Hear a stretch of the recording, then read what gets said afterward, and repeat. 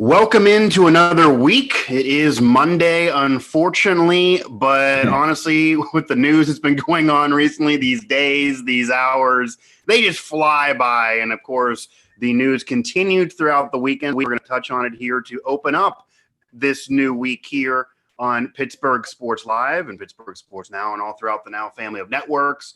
It is Mic'd Up, of course, here Mic'd Up presented by Martin Lawn Services. Contact Doug Martin at 412-849-5894.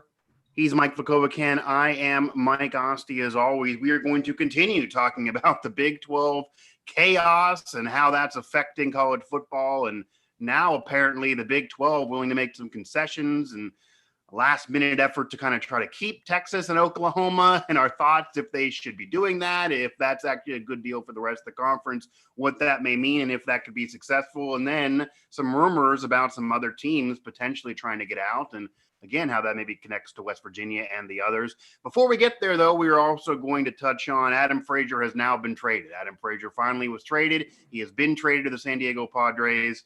And now he'll play for a contender. The Padres actually already in rumors for Max Scherzer, too. So they are really making some moves right now. Great for him. 29 years old. It eventually happened. But the Pirates get a few prospects in return. None in the top 100 for baseball, but top 5 for the Padres system.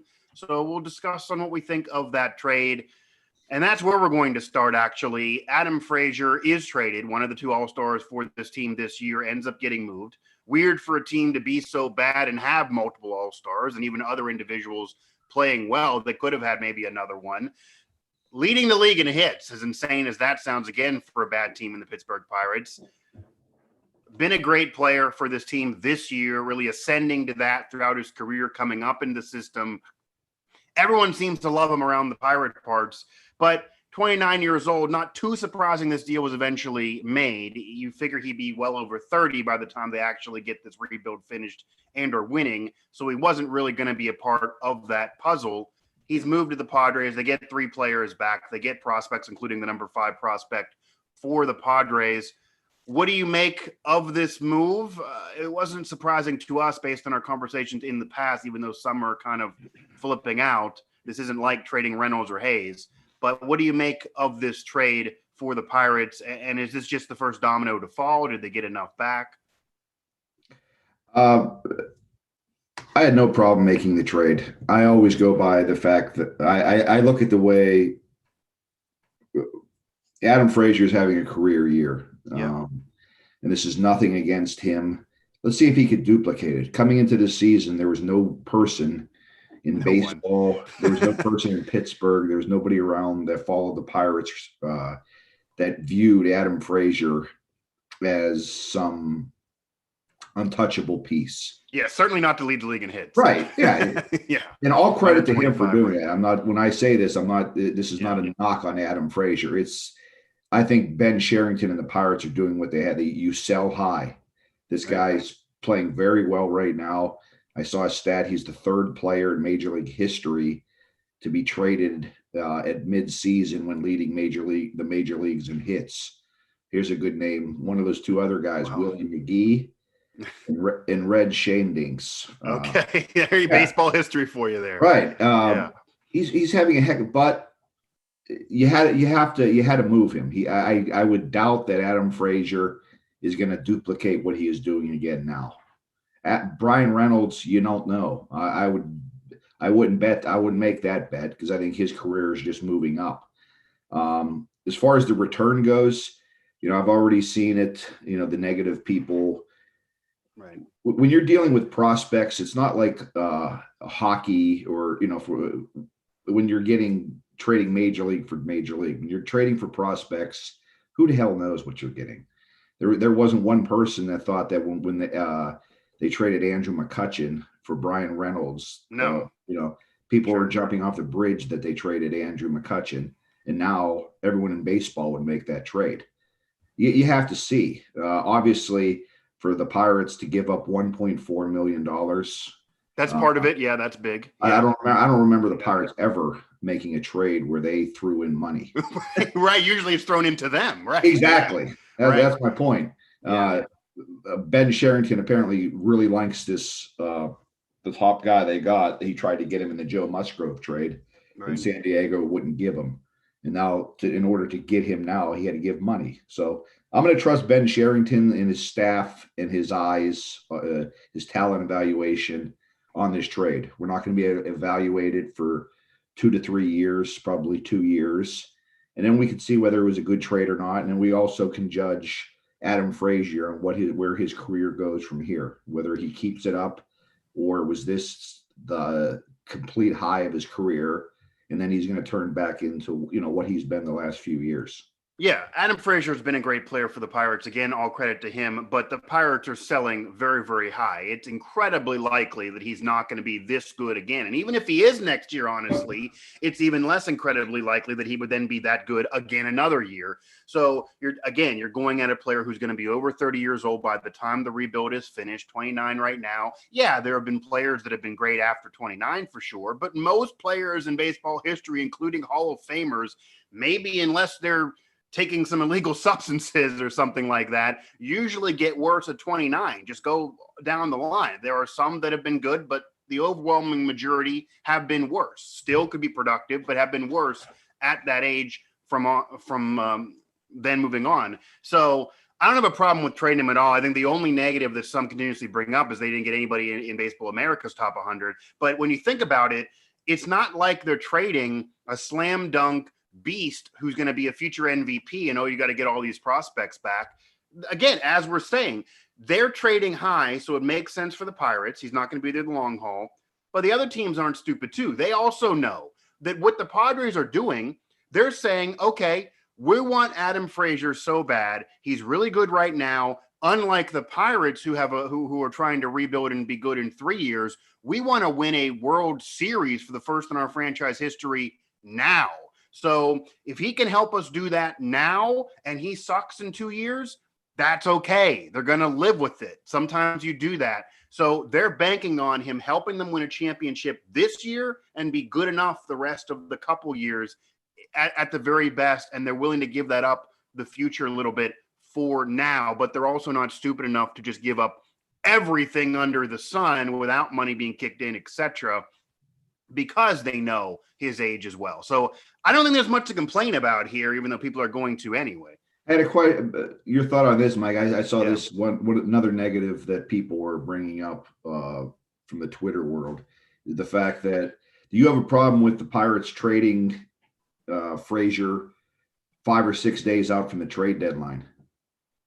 As far as that's somebody else, you get more. That's maybe another waiting. Popular opinion as far as, and I could see that, or I could see that point, but I have a counter to that. Do you have a? Well, I can see that point, but I think probably what happened with Ben Cherington, certainly once you get the infielder thrown in, it almost feels like, and again, he's been around baseball a while. He's a smart guy. He's not responsible for past regimes messing things up with the Pirates or what ownership may or may not do. It clearly feels like to me, he got the diamond in the rough that he wanted. He got the players he wanted. He liked the deal. So he probably said to himself, this deal for Adam Frazier, who is an all-star, but probably not going to make too many more all-star teams. He's probably being honest with himself about Adam Frazier as well. At 29 years old, he's not going to be in Cooperstown, but having a great year. This is the peak value for what I reasonably can get for Adam Frazier. So why wait around? So that could be his thinking. I don't know what other deals people would have cooked up that they would have got in a week or so. I get that thinking because the longer you press it, you figure you're really pushing teams to just say, do what you want. We want to win a World Series now. But, when you also think about it too, you say that they sold Adam Frazier, they sold him high, which they absolutely did. The other trades for Ben Cherington after having to move Josh Bell, etc., and even Polanco, with other trades they're going to be making here, they're probably selling those guys low, or they're not selling them high at the very least. Josh Bell ended up being sold low. So if you can sell someone high, you want to get the most out of it. But I don't know what else people think they were going to be getting out of Adam Frazier. The other teams I think they were looking. Everyone's talking about the top 100 prospect, but I agree. Right? With you, I agree with you 100% about that. I think he saw the value he wanted. And apparently, according to one of the ESPN insiders, Seattle also made a very attractive pitch to him And that's interesting because they're not like the Padres where you're figuring a championship could be done. And didn't want the 1.4 million in return. What that tells me though is that for the Pirates to do that, he really likes this the second baseman. Right. That has to be the key for him to make a trade this early, and then also reject other ones and include that money. He's had his eye on that second baseman for a while, and that's who he wanted. He got him, and now we're going to find out over the next couple of years how this plays out. But this is no doubt just the start of 5 days away or 4 days away. Trade deadline any day now. Tyler Anderson pitches tonight. This will no doubt be his last start for the Pirates, assuming he makes the start, or not tonight, tomorrow against the Brewers. Right. We'll see if he's still here by then. Yeah. So we'll be there when those deals are made. Maybe even a special recap show, depending on how big the Pirates are involved in that deadline. But they already got that major piece. They already sold high. They already got the most value for an individual player they're probably going to get this year. I think he got what he wanted, so it was good enough for Ben Cherington. And now we'll see if Pirate fans right now, when we get to October, decide to root for the Padres, despite the time difference, having to stay up late because that's a little bit of Pirates West right now. So maybe with Musgrove and company, you can root for Adam Frazier. Cool for him to get in a pennant race. He's finally become an all-star. So now he's in a pennant race. He hasn't experienced that to this point. Again, Mic'd Up is presented by Martin Lawn Services, Mike Vukovcan and Mike Asti. And as we get ready to get to the second half of the show and close this up and let you go about the rest of your week, more news. We got to keep talking about it. I feel like we can talk about it just constantly, and there's always going to be something developing here. The Big 12 chaos continues. What are your thoughts now on the Big 12? And this is what I thought would eventually happen, because this moved really fast. Texas and Oklahoma, apparently the last 6 months had this in the works. I don't know if the Big 12 knew that or not. Certainly the world and national media and the public weren't informed of any of this. Maybe some of their media knew. They were going to do it for a while. They missed the conference call. Big 12 freaking out. Some teams are freaking out. People are freaking out. And now all of a sudden the Big 12 saying, we'll make some concessions. We want you to stay. We don't want to scrap the conference. We're trying to make this happen. Certainly when they hear reports of Kansas talking to the Big 10, that'd be a big basketball loss. Obviously the conversation that we've had and others have had and speculation. And there are rumors and reports that Shane Lyons, athletic director of WVU, has been on the phone. Rumor again with the ACC. We'll see if that would occur. They now want to keep this rolling though and have those teams back in the fold. Does that make sense for the Big 12 to do whatever they can in the world to keep Texas and Oklahoma, maybe give them an extra piece of the revenue, little slice extra for those two to keep the conference moving? Should they say, you don't want to be here, we don't want you, and try to pick it up with other schools coming in? And will this save it? What are your thoughts now? Because I thought there would be some last-ditch effort, and now that is kind of what's going on, although they're probably against the clock because the reports also are that Oklahoma and Texas are going to have this finalized this week. Yeah, totally makes sense to do that. You want to keep your main tenants of the conference. They need those two more than those two need them, is what it says. Without them, there is no Big 12. Right. Right.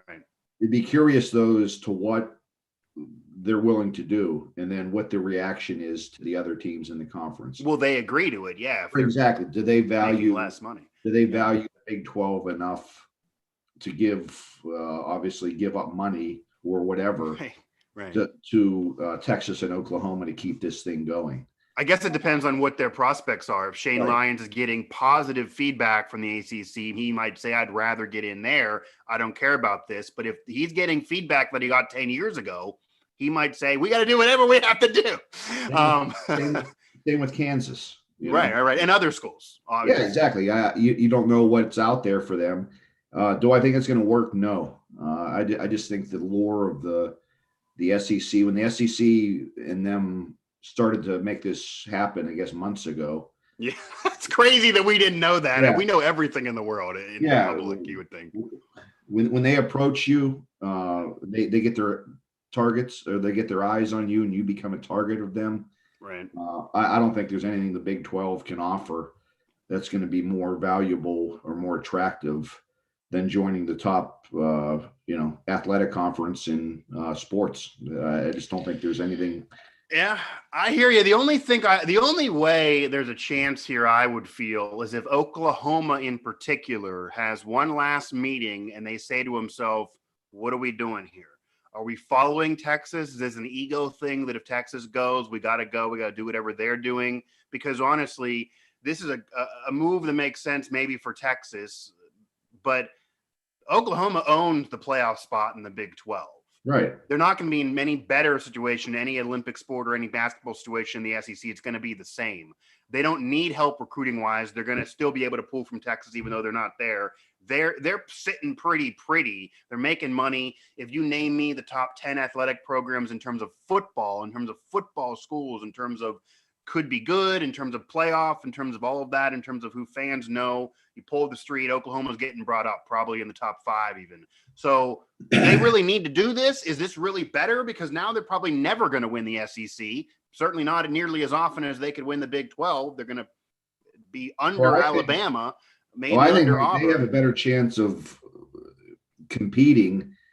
To me, I would make that argument that you're making there. I made that on Twitter last week. Yeah. When we first started talking about this. Texas.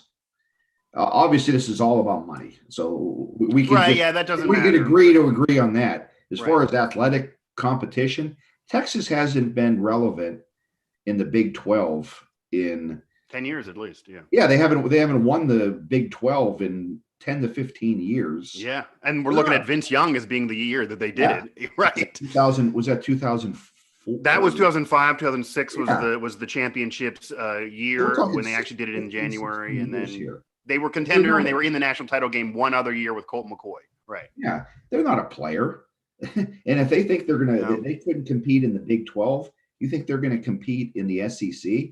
No chance. They're not.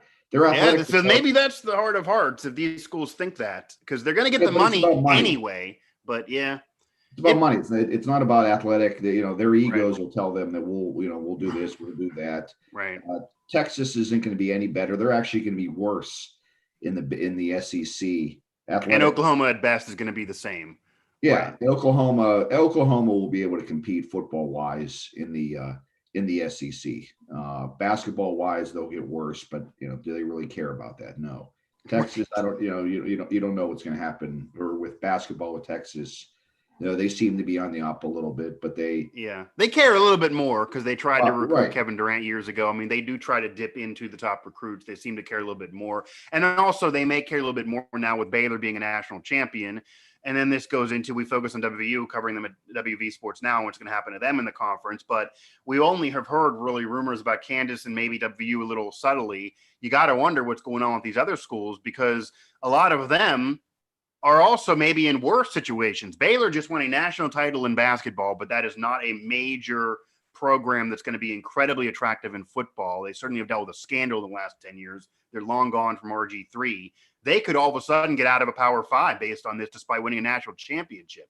So most of the publications throwing these teams in conferences have Baylor going to the Mountain West, have a lot of these schools, 2 or 3 of them are not in Power 5s. On a lot of reports on what people are predicting would happen to these schools, Texas Tech seems to be more attractive to the Pac-12 than, say, Baylor would be, because they could dip into Texas with Texas Tech without doing it to Baylor.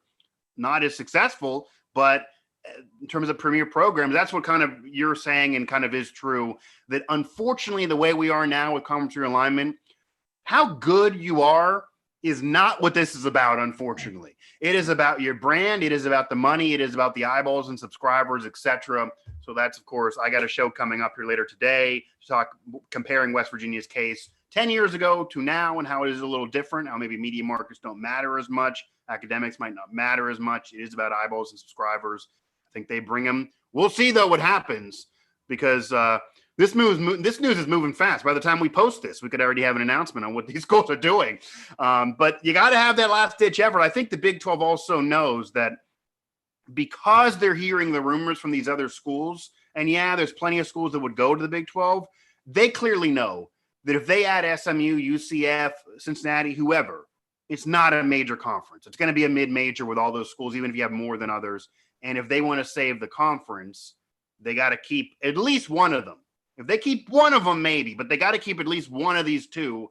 And I don't know. Honestly, the sad thing is it really depends on what Shane Lyons and others are hearing. If you're hearing negativity, it really sucks to say this, but the smart vote and the smart thing might be for these other schools, certainly Baylor after winning a national title, you don't want to be non-power 5. It might be to just put the ego down and say, okay, we'll give you a bigger piece of the pie. We don't want to not be a power 5. They might have to take a hit for whatever that deal would be, because it's better to give them more money and have them stay than for you as a team to be gone in a program. But who knows? They had to do something. It's really interesting that in days that they're willing to make concessions like that and have that meeting. But I'd love to be a fly on the wall in some of those meetings, because if you already have heard, I've even looked on some politicians, some governors of some of these states, throwing out tweets like Oklahoma and Oklahoma State's literal president of the university saying, this is a backstab. We're never going to work with you again. You were supposed to tell us if you're doing this. Like, this is going to bleed into political races here. They're not going to vote in certain ways with people, because what the school did, which shows you that if you what really runs some of these states that don't have pro teams is all about college sports and college football. That's why the coach makes more than those politicians. It's just crazy. That'll do it for this show. Of course, stay here at the network for all this news. It just never sleeps. I like to get some sleep, but it's hard right now. Mike Vukovcan and Mike Asti for all of us here at Pittsburgh Sports Live, Pittsburgh Sports Now, and you also definitely want to hit up WV Sports Now and even Nittany Sports Now with what's going on right now in the news. That'll do it for this Monday show. Of course, hit up Doug Martin and Martin Lawn Services as well. And wow, we'll see, wait and see, because it's really a wait and see situation right now with the chaos, and we'll see how much this will peg to the rest of college football, because you just got to figure this could blow